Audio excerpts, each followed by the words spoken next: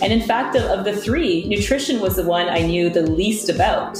First, I started reading, thinking like, oh, that's kind of an interesting thing, nutrition and brain development. I'll give them eggs or something at the right time if they're not allergic. But as I started reading it, and I read it in great depth for several years, I realized the science was really serious and very specific and very clear, worrisomely clear, that specific regions required specific nutrients at just the right time while they were developing.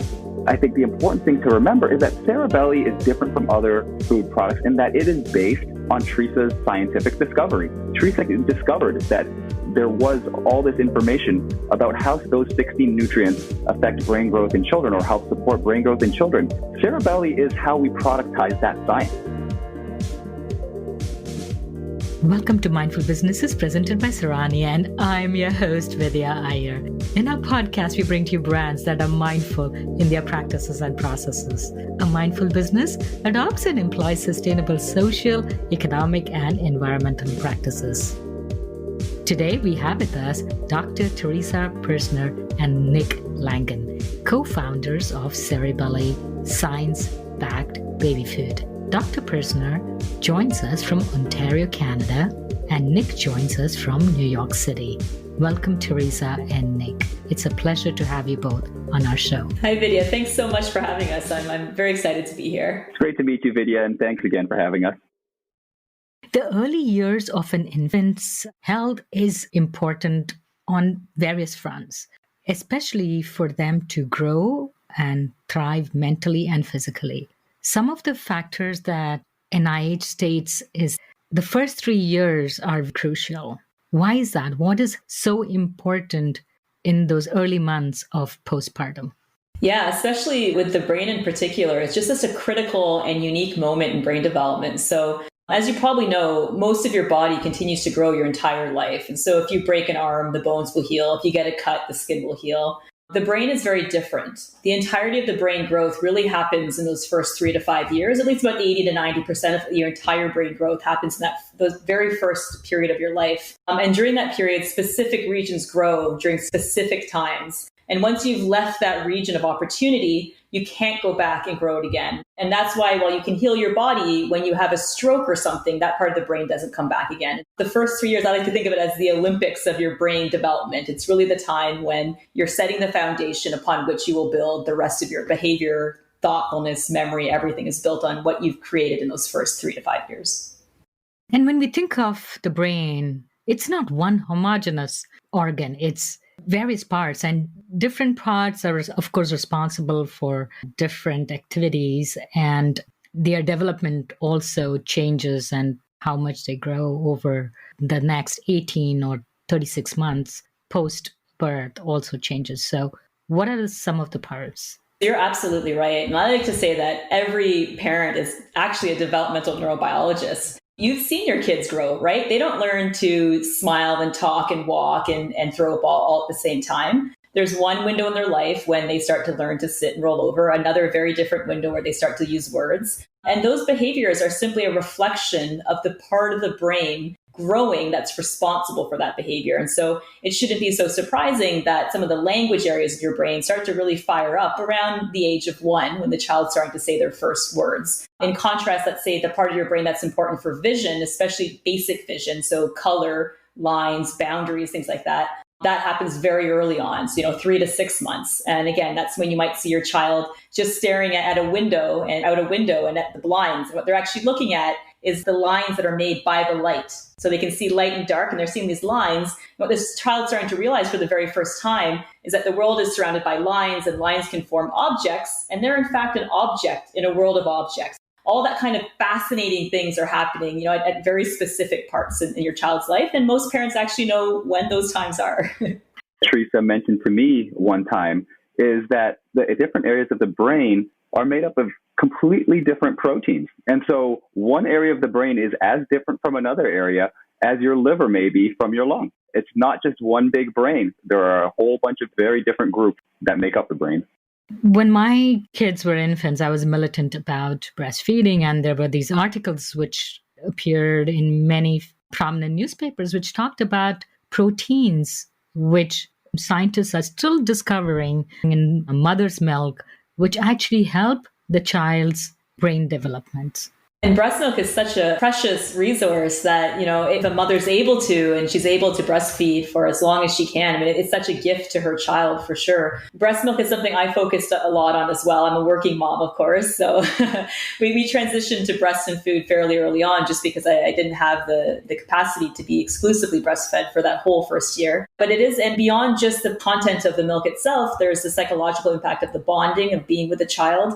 Even things like the gut microbiome as you're feeding from the mother will probably be impacted by both the act of breastfeeding and the breast milk itself. There's so many unique parts about the breast milk. One thing that I do say is if you are exclusively breastfeeding your child, your breast milk does change with time. And so the milk that comes out at 1 month is different from what you're getting at 12 months or so. And there are certain nutrients that I like to remind moms to be attentive of. So things like zinc and iron, vitamin D, B12, vitamin E. These are sort of a set of nutrients that beyond 6 months, they start to come down quite a bit. Breast milk, it is a wonderful gift and there's nothing better. It is conscientious that as you introduce solids to sort of accommodate the natural changes that occur in the composition of milk as well. You really can have the best of both worlds if you're thoughtful about it. And you're probably the best person to ask, when should a parent start introducing solid? You are a neurosurgeon, you're practicing neurosurgeon, and you have to take time off from work to come on our show. So when is a good time to introduce solids? So this might surprise you, but I will actually say that I am not necessarily the best authority to say specifically when you should start solid. I think a lot of pediatricians are better positioned to me in terms of the way that you feed your child. I'm certainly very focused on what's in that food and how that food gets into your kid. I think there's just a lot of philosophies out there. There's a lot of science, a lot of recommendations. Most people say around 4 to 6 months. The AAP seems to switch year to year, whether it's 4 or 6 months. A lot of different techniques, things like baby-led weaning versus introduction of pureed. My experience with it all, and I would call this my maternal experience and rather my professional experience, is really kids are quite unique and moms are quite unique. And what works very well for one child might not work as well for another. So my specific approach was more taking the spirit of each sort of philosophy. I like the idea of baby-led weaning, the baby telling you what type of food and how much they can take. But some of my kids were much more amenable and much more happy if I was giving them purees in a spoon. And so for that child, I would take that approach. And ultimately what I did is I responded to the child's reaction, but the whole time being very attentive that they were getting the nutritional needs that they required. And how they got it was a combination of what I felt was right and what the child was willing to accept as being right.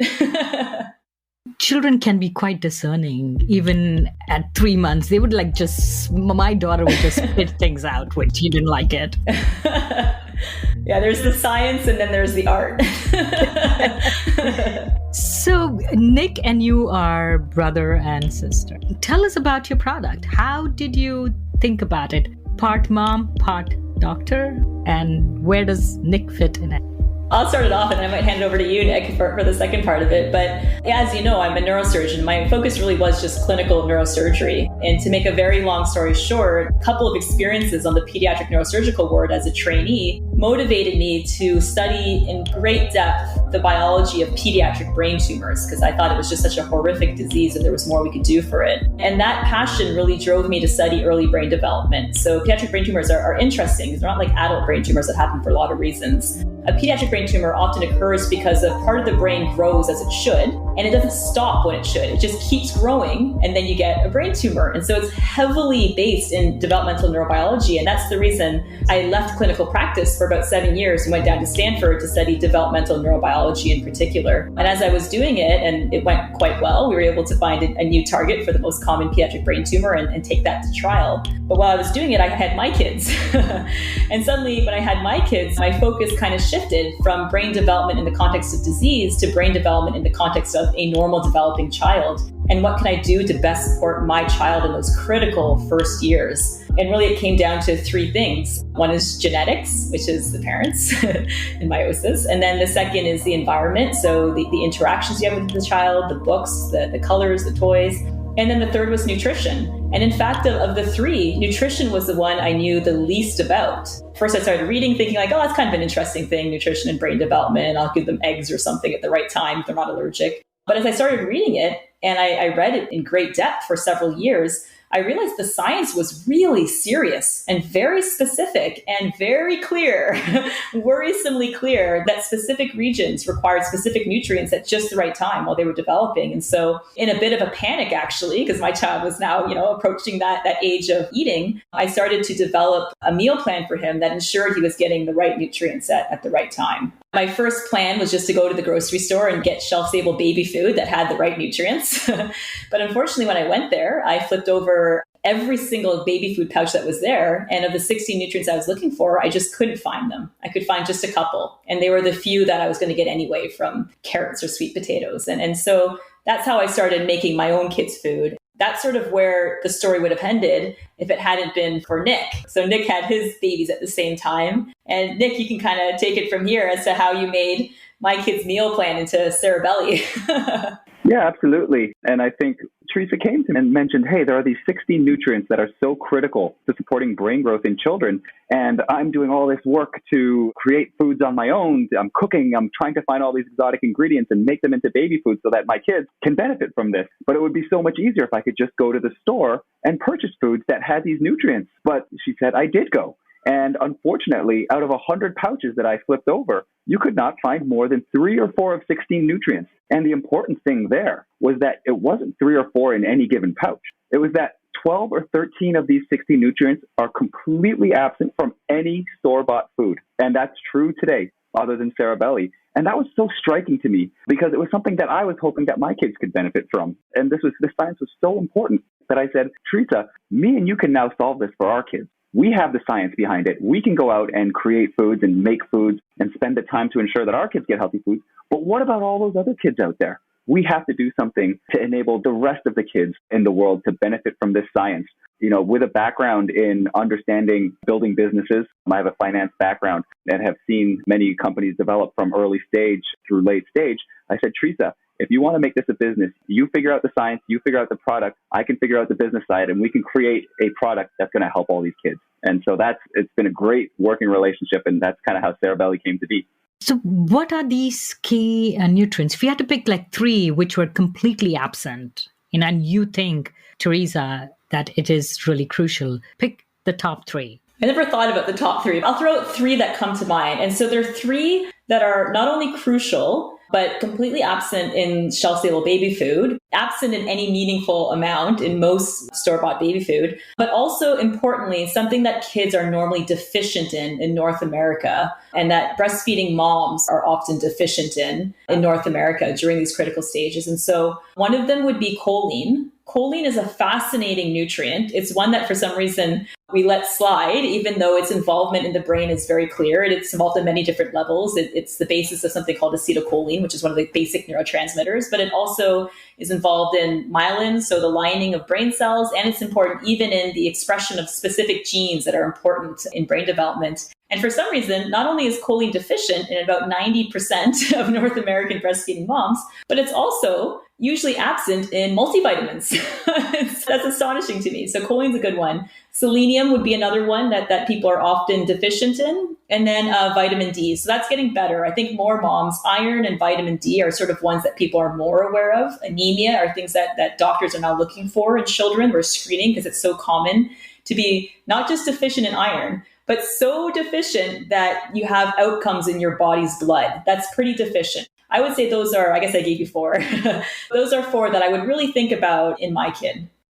So what causes rickets? It is vitamin D. So actually, I remember having this argument with my pediatrician because I was breastfeeding and I was insisting that I should supplement it with vitamin D. Mm-hmm.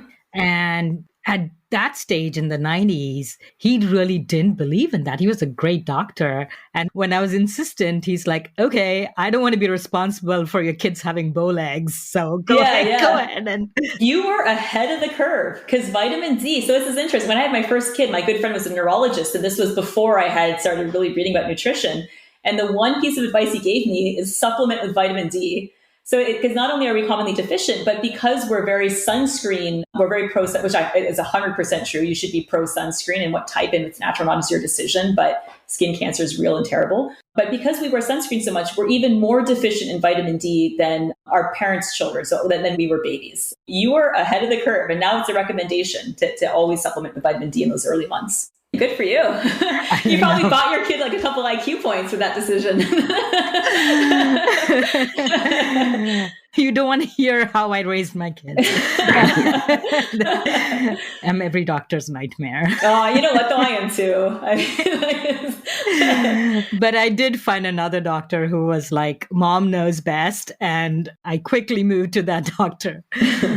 So, Nick, you said that you were in finance and you had worked with companies. What was your background? I've worked at a variety of hedge funds over the last 12 years or so. And one of the big parts of the job is to meet companies when they are in an early stage and really understand their potential and what they're doing in order to disrupt the industry that they're in. But I think what that provides and what you start to get a sense of are some of the commonalities into these businesses that eventually go on and become successful. And we can talk about those. But it allowed me, as we started Cerebelly and then created a real business, is to really implement some of these best practices and avoid, I would say, some of the common pitfalls that affect young businesses. You can have a phenomenal idea, but you do have to turn that into a business that's self-sustaining and that can grow. And so there are realities around that go beyond just the great idea. That being said, the great idea is the foundation of any good business. And without that, you're almost bound to fail. All the ideas try to solve something, but there should be a market for it. They should be feasible. You should have the finances. You should have the actual product, which made you think that, hey, Teresa, we have to make this happen. I think what appealed most to me was just the natural reaction you got when you told someone about this idea. It was the natural reaction I had when Teresa told it to me, and it was the natural reaction of every single one of our friends and family when we mentioned that to them, the science and how compelling it was and how deficient the foods that we generally rely upon are. The natural reaction is, this is something that I can't believe doesn't already exist. This is shocking, the lack of nutrition that's in current foods. It's shocking that all this science is out there and no one's put it to use. Please make this product because we want our kids to benefit from it. That natural reaction from every single person we told made me really think, not only is this a great idea for a business, but it's something that's going to make a lot of parents very happy. But weren't you nervous about working with your sister? You could end up hating each other. We've all heard the horror stories about businesses that start with family and the risks of doing that, because if the business goes bad, it can affect your personal relationship. And the people you want to least affect the relationship with is your family, because they're the people you're closest to and, frankly, people you can't avoid. So you can't just say, oh, we're not friends anymore. You're going to see each other at the holidays. You're going to see each other all the time. What made me very confident, though, is that Teresa and I, we're always very close, but we have very different skill sets. And I think we both understood that early on. I understand how to run a business. I understand finances, and I understand how to make a business sustainable. Teresa is the scientist, and she's in charge of product development. So whereas I may have some suggestions about the direction the company should go with R&D from a business perspective, in the end, I rely entirely on Teresa's thoughts when it comes to how best to translate science into products, because that's what's at the basis of Cerebelly. It's translating science into a product that a parent can use in a convenient way. And that's Teresa's specialty. Yeah, and I think just to add to that, I was obviously nervous because everyone don't mix family and business. And so just that in the back of my mind, it was nervous, but it's actually been completely wonderful because I know that I'm not going to compromise my relationship with my brother, and I trust my brother. And I know my brother is going to do not only what's best for the company, but he's not going to do something sneaky to me. And so I know I can just trust him on that. And taking that variable out, taking out that concern that maybe there's a small chance that at the end of the day, this person's not going to do what makes sense. It really frees things up to just very logical, reasonable discourse. And so it actually took a lot of the emotion out instead of putting it in, is what I found. And so it's been absolutely wonderful. Let's talk about the product. Most conscientious parents, when they buy a product, they flip it over to look at the ingredients. First, if it is possible, it's within their means and reach, they try to buy organic. for, it's controversial. Some people say it's not worth it, and some people say it's worth it. But the ingredients portion, regardless of whether it's organic or not, it's very important. Sometimes there are fillers. What were the things that you saw in baby food which made you say, oh my God, this is not okay? There was a few things. The first thing that I saw was a whole lot of zeros. And so I look at the ingredient list, sure, but I also look at the nutritional panel. And in fact, what I look at first is the nutritional panel, and then secondly, the ingredient list, because the ingredient list, as you said, can be very, very misleading, whereas the nutritional panel is highly regulated. You can't hide. That information is real. And so what I found is a lot of packages that on the front had dark leafy greens or these beautiful vegetables, and you would flip it around and there would be no iron. How can you have spinach and no iron? And you look at the ingredient list, oh, it's because it's actually pear. And so I found a lot of alarming things like that. I remember once I actually back calculated based on the iron content how much spinach was in the spinach product. And it was 1 calorie of spinach. Yeah. And you're not a nerd at all. Oh, I'm a big nerd. When it comes to nutrition, watch out.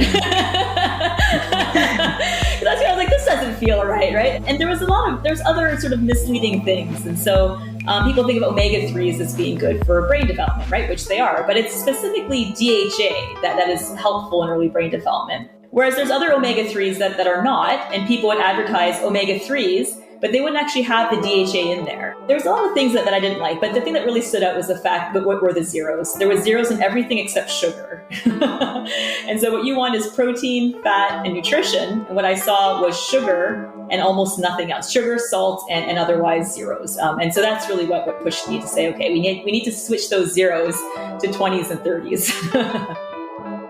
Nick, what was your experience? I'm assuming you don't come from a medical background or the science or nutrition background. No. It was your gut as a parent which told you like things were not okay. So what did you see in the packaging which, after your conversation possibly with Teresa, made you realize that it was not doing everything that could potentially do for your kids? For me, it's similar to what Teresa said with regards to the lack of actual nutrition that was in the pouches. But more importantly, it was that until the conversation with Teresa about the lack of nutrition in store-bought baby food, I really thought I was doing the best thing for my kids. I was going to the grocery store. I was buying the pouches that were organic and had the spinach on it and had the broccoli on it. I was looking at the age ranges that they were providing. And I really thought I was doing the best thing I possibly could for my kids. You have to only do the simple exercise, which frankly, I wasn't. I was reading the ingredients, but I wasn't looking at the nutritional panel and comparing it to what my kid really needed. And when you do that, as Teresa mentioned, all of a sudden you realize there's 0% of any meaningful nutrient in these pouches. And in essence, what you're getting, almost regardless of which pouch you're picking up, is a pouch of applesauce. And which kids love. Mm-hmm. Which kids love. And there will be the skeptic in me would say that great as a food company because the kid will always reach for that pouch and want more and want more and want more. But there's also another reality, which is that in order to be shelf stable, a baby food actually needs to have a certain level of pH. It has to be slightly acidic. And that's if you're using the most common form of manufacturing, which is called hot fill. And what that means is exactly what it sounds like. You take some ingredients, you boil them, you grind them up, and you put them into the pouch while they're still hot. And that creates sterility, and that makes the food shelf stable. It has nothing to do with preservatives or anything like that. Well, we've seen that marketing, but it's not. It's simply that the thing goes in hot. That creates a sterile environment, and that allows the food to be shelf stable.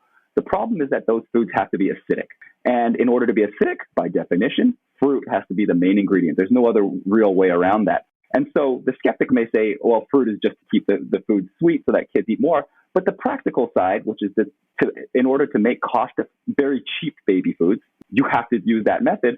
And so fruit is the first ingredient. That's why we went, and when Teresa came to me with this product and said, Nick, this product has to be veggie first. Vegetables have to be the main ingredient in every single one of our pouches. We had to go out there and figure out how to do that. And what that involved was a specialized manufacturing process called retort. And it was a process that's a closed system that allows you to create that same shelf-stable environment, again, without any preservative, but also allows you to have a lower pH, whereby vegetables were the first ingredient. Once we realized that you could have a truly nutritious vegetable product, all organic, non-GMO, we said this is a no-brainer, pardon the pun. What was the process? What is it called? It's called retort, R-E-T-O-R-T. And it's actually a process that NASA developed because astronauts have this exact same problem. They needed shelf-stable foods, and they couldn't go up there with a bunch of applesauce. And so they developed a process which enabled shelf stability while providing true vegetable-based or protein-based nutrients in order to make the food. And so it's a process that's not widely used. It's more expensive, but it was the right thing to do. So how did you find out about this process? It started off with what I needed to be willing to even do the project, because I wasn't necessarily all in when he first brought it to my attention. I had a lot of other things that I was doing. So I thought, do I have the bandwidth to do Cerebelly? And it wasn't until I saw some other parents back at the same Whole Foods that I had been looking at pouches. And I realized that no matter what they picked, it was going to be the wrong decision for their child, and it was going to have a major impact. Well, it was going to be an impact that they couldn't get back later on. Once I said, okay, well, we'll do this. We'll make this baby food. I had some non-negotiables. And one was that it had to be highly nutritious. And to do that, it had to be vegetables. There was no other options. And so once we agreed that it had to be vegetables, then it was a matter of, okay, given that, how do we figure this out? And speaking to a lot of different food scientists and what have you, retort came to the front as the only way that we could do it at the time. And in fact, it was a huge barrier. So retort manufacturers often work with big soup companies and what have you, and none of them were willing to let us use their retort machine to make baby food. And so actually a huge chunk of our first, our seed round of funding went to buying our own retort machine so that we could make the baby food, because there was no other way around it. And so it really came from just this idea that the only way to do this properly is to do it with vegetables. And the way to do it with vegetables is a retort machine. So if no one's going to lend us theirs, we're going to buy our own. That's kind of how the whole thing went through. But it was stressful. What exactly does this machine do differently? So the major difference is that you can fill it first, and then through a process, it can then be heated while having already been filled. And so for that reason, the pH doesn't have to be so low. What is the packaging made of? Because if it has to be heated, it has to also not have leach into it. That's another reason why people don't do it, is that the packaging for retort it's a far more expensive packaging than you would normally use for just hot fill. Heavy metals and contaminants are something that's always been at the front of our mind. And so we actually test all of our products at the ingredient stage, but then also at the mix stage for heavy metals. And when we did that, we also test for hundreds of other contaminants as well, just to make sure there's nothing that's happening, whether it be the water at the farm or the soil at the farm or the vegetable itself or the way that we're mixing things together.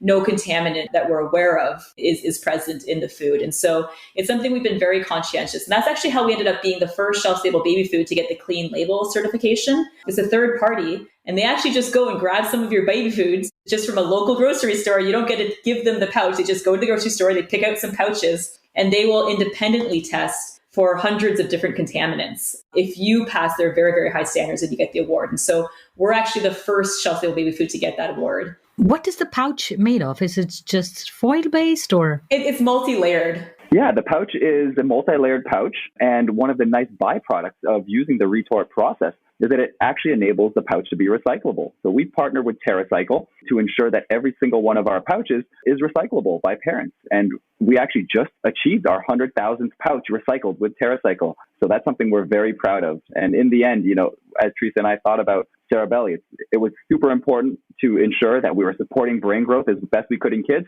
but it was also really important that we leave the planet in a better place than we came. So what exactly does TerraCycle do? What role do they play? What ends up happening is that every parent who desires to recycle the pouches, we send them an envelope, which they can then keep their pouches in, and they simply ship that off to TerraCycle. TerraCycle then takes the pouches and through a proprietary process, which frankly, I don't know, is able to recycle all of them. So the parents don't have to rinse it out or anything. They just... No, we make it very convenient. You just ask us for the envelope and it comes to your house. You fill it with your used pouches and send it right off. It's a very convenient process. So Teresa talked a little bit about omega-3 and DHA, and you said DHA is very, very crucial. So what is DHA? So DHA is found to have, several roles in early brain development. And honestly, there's different nutrients that can help with its absorption, this and that. But it's also something that is commonly, that's very hard to come by in whole foods. And so it's very hard to come by. And for that reason, without supplementation, it's hard to get the sufficient amount that you want in a day. And when you talk about whole foods, you're not talking about the grocery chain. You're just talking about... No, I mean like non-supplements. Yeah. Real food. So it's found in fish, of course. You think of omega-3s and DHA in fish. There's a lot of eggs that have been, where the chickens have been given the type of feed so that their eggs end up having a good amount of omega-3s and DHA in particular. But what's fascinating is that the reason that fish have DHA is because they eat algae, and it's actually the algae that has the DHA. And so that's why fish are high in DHA. The problem with fish is that they can also be high in heavy metals. And so it's a little bit of a give and take. But the algae tends to be pretty safe. And so when we were thinking about how to put DHA in Cerebelly, we actually went for the vegan source, which is the algae itself. And so it's all water extracted, algae-based DHA. The other interesting thing is that for a lot of nutrients, you have recommended daily values. And so when you look on your nutritional panel, you have this amount you're supposed to get. So DHA doesn't have that. There isn't actually a specified amount. The WHO has put out a range around 200 milligrams per day. But there's some studies, some basic science studies showing a benefit to cognitive development up to 1,000 milligrams a day. So there's actually a benefit of having a whole gram a day of DHA, which is hard to come by just by eating fish and eating eggs. So explain, what is cognitive development? Like, it's obvious for a parent when a child speaks or walks. Those are very, very obvious milestones for a parent to follow. So what is cognitive development?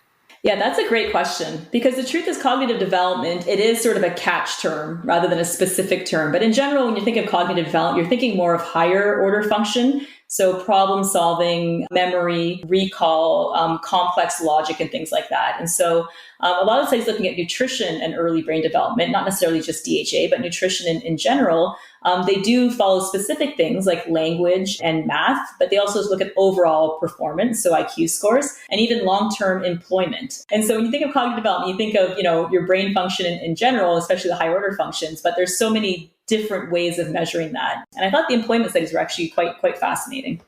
So what about taste? Nick, did you get a chance to taste Cerebelly food before you launched it? We sure did. Or did you make your kids the guinea pigs? Unfortunately for our kids, they were the guinea pigs. And it was something that Teresa and I put a lot of thought into, as well as the nutritionists we work with. Teresa was introduced to some amazing nutritionists out at Stanford who really helped create some of the blends that we eventually used to produce Cerebelly. But the reality is this, as you mentioned, kids can be picky. You have to make the food taste good because it can be as nutritious as you want. But if the kids won't eat it, then you've already failed. As you said, our kids were the experimenters. We got batch after batch. And let me tell you, some of those combinations were not great. And so we were able to whittle it down to a bunch of foods that tasted great, that kids loved. We then tried it on more and more kids and found, I would say, the best combinations to launch with. But we were also mindful of the fact that we didn't want the food to be just sweet. We wanted, part of what Cerebelly was going to do was to help parents train their kids' palates. So we have some flavors that are much more savory than anything else you'll find on the shelf. And so there's a spectrum of flavors, spectrum of spices that we thought was really important to introduce to kids early, because if you can introduce that spectrum early to kids, that's going to set them up for better eating for the rest of their life. And so we tried to balance all those things, make sure they were all delicious, but not just give a bunch of candy-flavored foods to kids. Really give them things that are going to set them up well in life.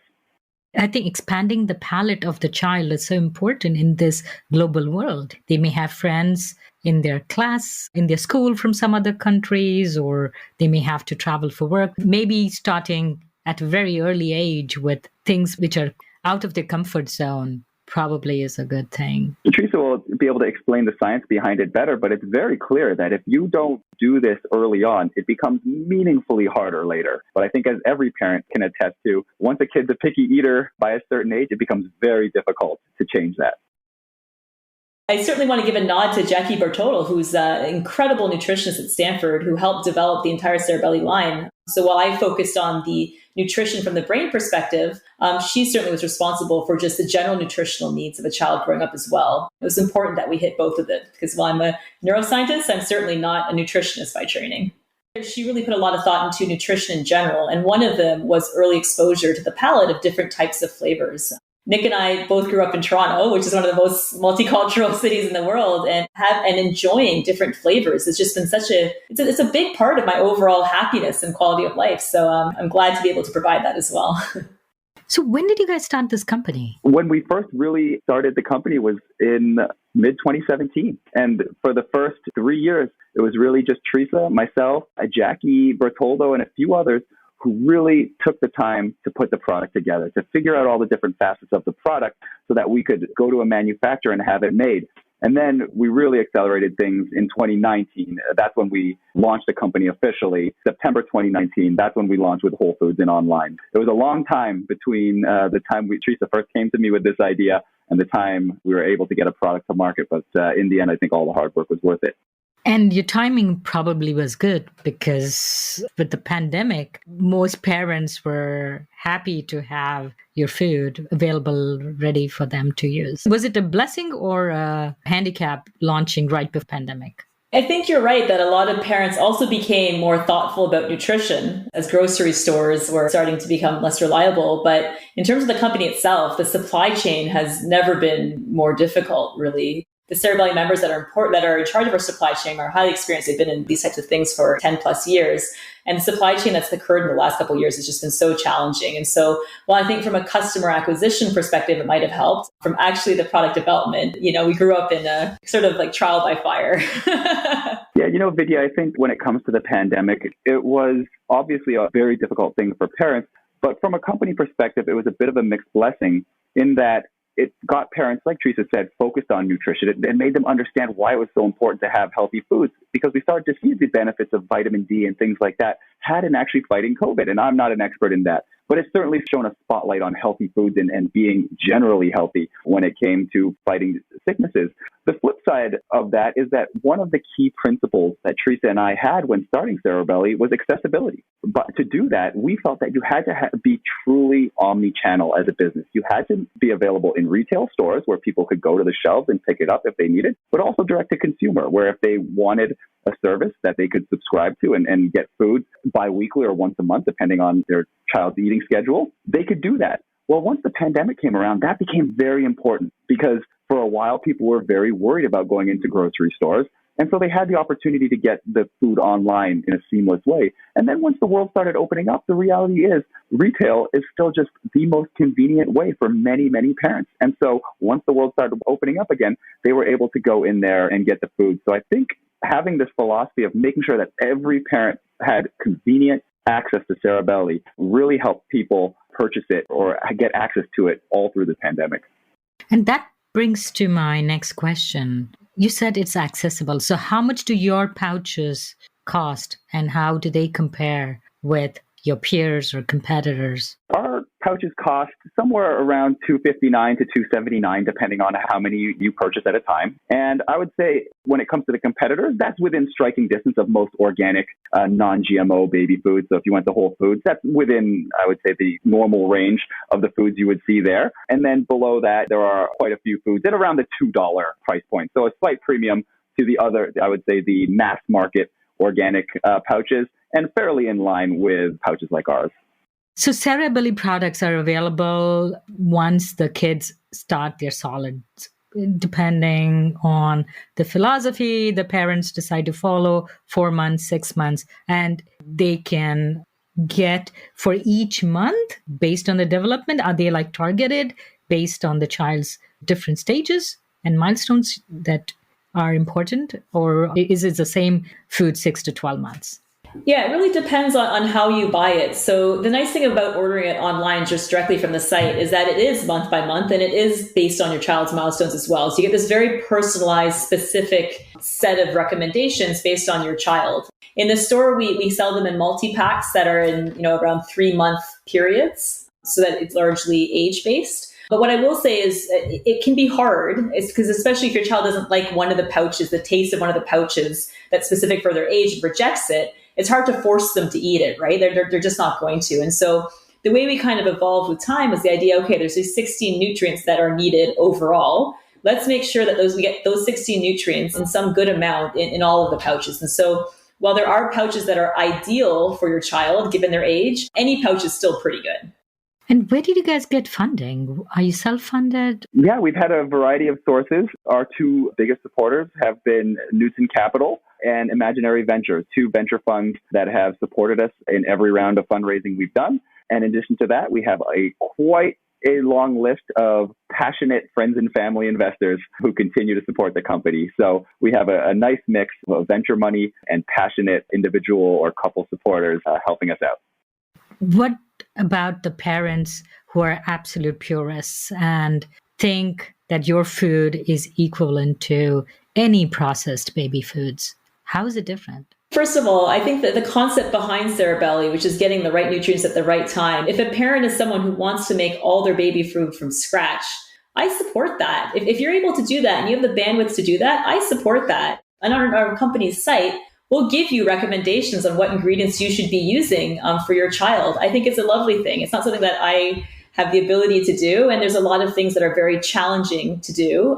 There's a lot of nutrients that are just very hard to get, like DHA and choline, actually, as a matter of fact, especially from non-meat sources. But I'll do my best to help those parents. One thing that's different about Cerebelly, beyond the fact that we have these 16 nutrients compared to the 2 or 3 other people have, is that every step has been very, very thoughtful. And so heavy metals is something that we've all known for a long time is in unacceptably high amounts of baby foods. And in fact, the great deal of them, the majority of baby foods, heavy metals are not good for brain development. And so from the very beginning, we had this idea that our baby food could not be high in heavy metals. And that's the reason why we started screening all of our food for heavy metals. And so I think beyond just the fact that it's non-GMO and organic and all the things that you expect, every facet of the product beyond just its nutritional content has been really thoughtfully sorted out. And every ingredient has been specifically selected for its nutritional density. And then, of course, the veggie first approach compared to other food companies, it really provides a very different offering than just the typical baby food pouch. And so I would say we're a very different product. It came from science, not from wanting to make a company that makes money, that's for sure. I have no interest in that whatsoever. Luckily, Nick does. But for me, it's just about getting the science to the people. But at the same time, if you want to make your own kids' food, I want to help you do that properly as well. And Vidya, I think to expand on that, all you have to do is a very simple experiment when it comes to Cerebelly versus other store-bought foods or online-bought foods. Like Teresa mentioned previously, you cannot lie on a nutritional panel. That is the factual nutritional content of that food, whether it's a baby food or otherwise. I challenge any parent to go into a grocery store, flip over a pouch of Cerebelly, any pouch of Cerebelly, and flip over any pouch that's otherwise out there, or compare it to any online provider of baby food who will also give you the nutritional information. Look at those two panels and you will immediately see the difference that all that thought makes when it comes to the final product. And so I think that's the big difference. The evidence is right there and it's very accessible. So how is this, what Teresa and you, Nick, are doing, different than just basic nutrition? How is it different? Can I just go to a nutritionist and consult with her or him and make my own products? Why is your product different? How is it different? I think nutritional science is very important in terms of how we feed our children and how we feed ourselves. But the reality is nutritional science changes over time. It evolves and certain things come in and out of fashion. The difference between that and Cerebelly is that Cerebelly is based on hard-coded biology. It is based on biological facts that will not evolve over time. It will stay the same 100 years from now as it is today. And I think that's a big difference when it comes to the product development. So, Nick, you seem like the disruptor, the person who wants to disrupt in startup lingo. So where do you see the company in, say, 3 years? More products, more other products which help cognitive development? Where do you see yourself? Where do you see Cerebelly? Absolutely. I think you hit the nail on the head. We want to disrupt how kids eat. We want to change the way every child eats. But Cerebelly, I think the important thing to remember is that Cerebelly is different from other food products in that it is based on Teresa's scientific discovery. Teresa discovered that there was all this information about how those 16 nutrients affect brain growth in children or help support brain growth in children. Cerebelly is how we productize that science, right? So the science came first, and then we've created a product to enable parents to have access, easy and convenient access to this very basic and important science. The good news is there's a lot of science out there, and none of it's being translated into food products. So as I look down the road, there's certainly the focus right now is on cognitive development, but down the road, there's a lot of science not being used to help support our children that I think is very important. That will always be the basis of what Cerebelly does. Look at the science, look at the facts, and then create products that give parents access to it. Hear, hear. And on that wonderful note, thank you so much, Teresa, Dr. Purzner, and Nick, for coming on Mindful Business. It's been a pleasure to have this conversation. Thank you so much. Thank you so much. We're so excited that you were excited by what we're doing. You're listening to Mindful Businesses, hosted and produced by Vidya Iyer. We would love to hear from you. Send a voice note with your questions or comments to info@mindfulbusinessespodcast.com. Subscribe, rate, and review us on Apple Podcast. If you learned a thing or two from this episode, share it with one friend. We recorded this podcast in Lafayette, Indiana. Theme music was composed by Tatum Gale. Our marketing assistant is Caitlin Milligan, and our advisors are Jim Stone and Anupama Pashrija. This is Vidya Iyer with Mindful Businesses.